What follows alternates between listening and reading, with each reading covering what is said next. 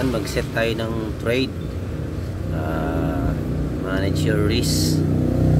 So, monitor natin.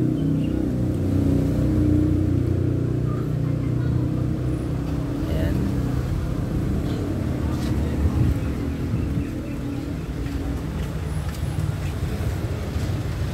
Hmm, 5.24. So, pag yan.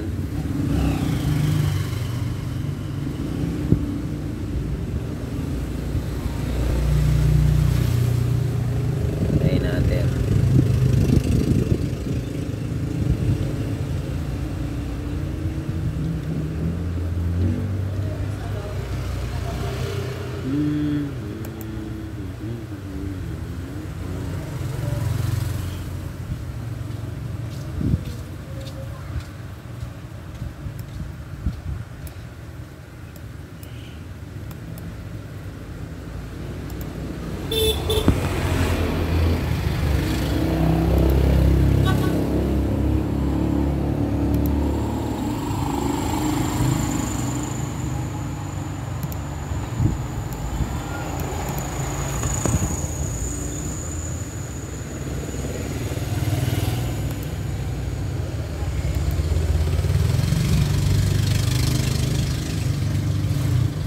Babalikan natin mamaya.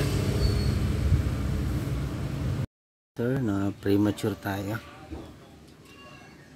So as you can see, tama yung ating projection, but unfortunately yung positioning ng ating SL is masyadong malapit. So yan, so dapat hanggang dito yung stop loss natin.